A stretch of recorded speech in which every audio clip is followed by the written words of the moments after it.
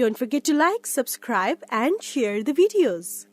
அனைவருக்கும் வணக்கம். இந்த வீடியோல நம்ம என்ன பார்க்க போறோம்னா ஒரு கரண்ட் அஃபேர் டாபிக் தான் பார்க்க போறோம். இது கரண்ட் அஃபேர் டாபிக்னு சொல்லலாம், நம்ம வந்து கோர் ஏரியாவும் சொல்லலாம். ஓகேவா? அந்த மாதிரி ஒரு முக்கியமான டாபிக் தான் பார்க்க போறோம். அது யாரும் பார்க்கறப்ப சுப்பிரமணிய பாரதி. ஓகே, சுப்பிரமணிய பாரதி நமக்கு நிறைய பேருக்கு வந்து தெரிஞ்சிருக்கும். நமக்கு வந்து பாரதியார் அப்படிங்கிற மாதிரி. ஓகேவா? அந்த பாரதியாரை பத்தி நம்மளுக்கு வந்து கரண்ட் அஃபேர் சீரிஸ் வந்து இருக்குது, அவரோட பிறந்த நாளை ஒட்டி. ஓகேவா? அதனாலதான் பாரதியாரை பத்தியும் பார்க்க போறோம். அதுக்கப்புறம் இவரை பத்தின சில முக்கியமான விஷயம் நம்ம எல்லாமே டிஸ்கஸ் பண்ணா வீடியோ ரொம்ப லென்த்தா போகும். ஓகேவா? ஸோ முக்கியமா இவரோட சம்பந்தப்பட்ட விஷயங்கள் எல்லாமே வந்து நம்ம வந்து நோட் பண்ணி பார்க்க போறோம். ஓகேவா?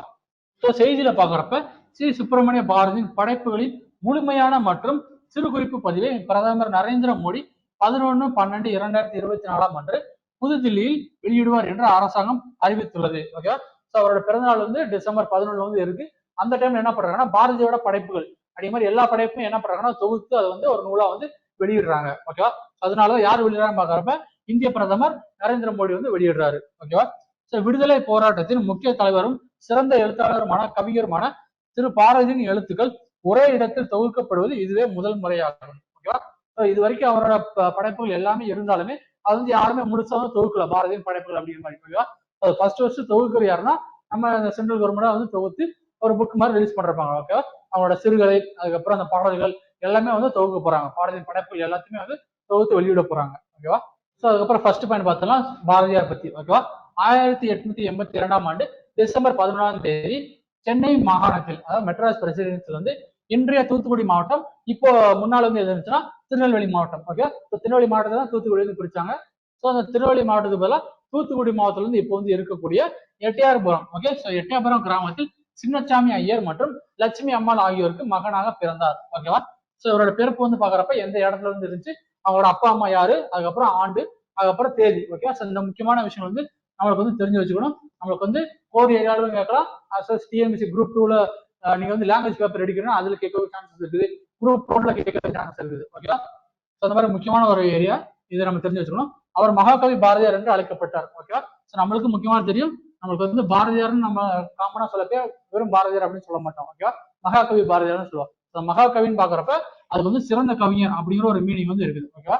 அந்த மாதிரி பட்டம் வந்து அவருக்கு பின்னாடி நம்ம வந்து கொடுத்து நம்ம வந்து அழைச்சிட்டு வரோம். ஓகே, இந்தியாவின் தலை சிறந்த கவிஞர்கள் ஒருவராக கருதப்படுகிறார் மற்றும் தேசியவாதம் மற்றும் இந்திய சுதந்திரம் பற்றிய அவரது பாடல்கள். ஓகே, நம்மளுக்கு வந்து முக்கியமா தெரியும், அந்த டைம்ல வந்து இண்டிபெண்டன்ஸ் ரிலேட்டட் நிறைய சாங்ஸ் வந்து அவங்க வந்து உணர்ச்சி பூர்வம் வந்து எழுதி மக்களுக்கு வந்து நமக்கு வந்து பரப்பியிருப்பாரு. அது மூலியமா வந்து மக்களுக்கு வந்து சுதந்திர ஆசையை வந்து துடி நமக்கு சுதந்திர போராட்டத்துக்காக பங்கேற்கிறது வந்து உதவி பண்ணியிருப்பாரு. ஓகே, அந்த மாதிரியான ஒரு விஷயம் வந்து இருக்குது. பாடல்கள் தமிழ்நாட்டில் இந்திய சுதந்திர இயக்கத்தை ஆதரிக்க மக்கள் அணி திரட்ட உதவியது. ஓகே, இந்த மாதிரி ஒரு பங்களிப்பு வந்து அவர் வந்து கொடுத்திருக்காரு இந்திய சுதந்திர போராட்டத்துல. பாரதி 1904 சுதேசமித்திரன் தமிழ் நாளிதழில் உதவி ஆசிரியராக சேர்ந்தார். ஓகே, அந்த அசிஸ்டன்ட் எடிட்டரா வந்து ஜாயின் பண்றாங்க.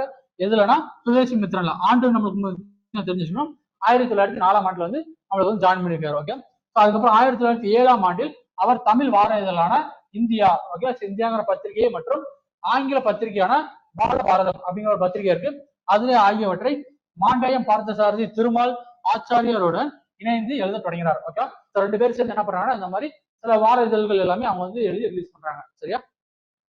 ஆரிய இதழில் அரவிந்தர்னா அரவிந்த கோஷ். ஓகேவா? அவருக்கும் பின்னர் பாண்டிச்சேரியில் கர்ம யோகிக்கும் உதவினார். ஓகே, இந்த மாதிரி சில ஹெல்ப்ஸ் வந்து பண்ணிருக்காங்க இந்த ரெண்டு பேருக்கு வந்து.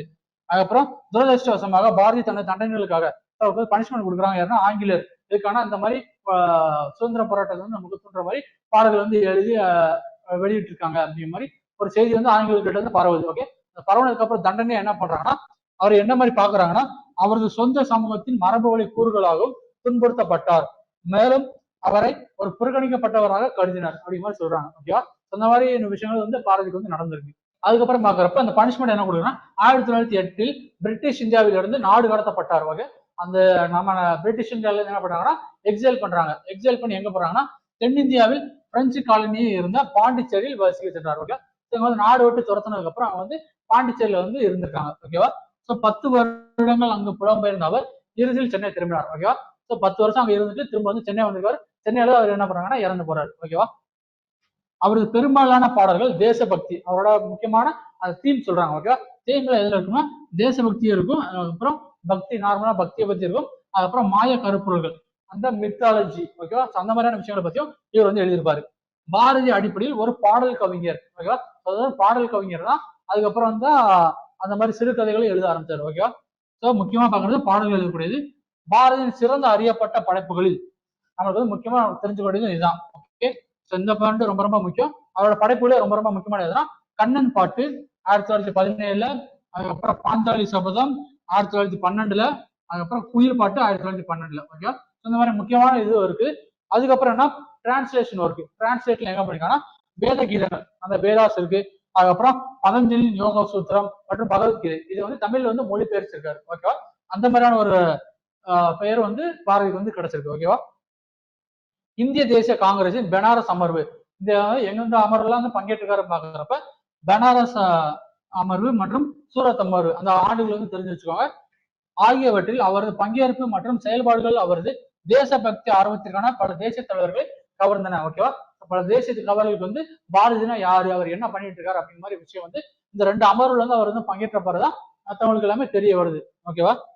அதுக்கப்புறம் புதிய ரஷ்யா என்ற தலைப்பில் 1917 ரஷ்ய புரட்சிகளுக்கு பாரதியின் எதிர்வினை கவியை அரசியல் தத்துவத்திற்கு ஒரு கண்கவர் உதாரணமாக வழங்குகின்றன. ஓகே, புதிய ரஷ்யா வந்து முக்கியமா தெரிஞ்சு வச்சுக்கணும். புதிய ரஷ்யா இருக்குன்னா அந்த ரஷ்யன் இது கிளர்ச்சி பத்தி. ஓகே, 1914 நடந்த ரஷ்ய புரட்சிகளை பத்தி ஒரு கவிஞன் வந்து அவரோட பிலாசியை வந்து சொல்ல ஆரம்பிச்சா எப்படி இருக்கும் அப்படிங்கிற மாதிரி இதுக்கு வந்து ஒரு முன்னுதாரணமா அந்த படைப்பு வந்து இருக்குது அப்படிங்கிற மாதிரி சொல்றாங்க. ஓகேவா? சோ பொலிட்டிக்கல் பிலாசபி வந்து ஒரு கவிஞன் வந்து சொன்னா எப்படி இருக்கும் அப்படிங்கிறதுக்கு ஒரு எக்ஸாம்பிள் தான் இந்த நியூ ரஷ்யா. ஓகே, தி நியூ ரஷ்யா அப்படிங்கிற ஒரு படைப்பு. ஓகேவா? ஓகே, ஸோ இந்த டாபிக்ல பார்த்தப்ப நம்ம வந்து பாரதியார் பத்தி பார்த்தோம். ஸோ பாரதியார் பத்தி பார்க்கணும் நம்மளுக்கு வந்து ஸ்டார்டிங்ல இருந்து எண்ட் வரைக்கும் பார்க்கணும் ஒரு நமக்கு வந்து வீடியோ வந்து ரொம்ப ரொம்ப லென்த்தா போகும். ஓகே, ஸோ வந்து தனியா நம்ம வந்து கோர் சப்ஜெக்ட்ல பாக்குறப்போ நீங்க வந்து தெரிஞ்சுப்பீங்க. ஓகே, பாரதியார்னா யாரு, அவருக்கு அவரோட டோட்டல் ஹிஸ்டரி வந்து நீங்க வந்து தெரிஞ்சுப்பீங்க. ஓகேவா? ஸோ நம்மளுக்கு வந்து முக்கியமான விஷயங்கள் வந்து கரண்ட் அஃபேர்ல கேட்கறான சான்சஸ் இதெல்லாம் இருக்குன்றது நம்ம வந்து பார்த்துருக்கோம். ஓகேவா? ஸோ இதை பத்தி வேற ஏதாச்சும் டவுட் இருக்கு அப்படின்னா நீங்க கண்டிப்பா கமெண்ட் செக்ஷன்ல போடுங்க, அவருக்கு வந்து கிளியர் பண்றாங்க. சரியா? ஸோ அடுத்த வீடியோல பார்க்கலாம். And by from Ganesh IS academy. Thank you.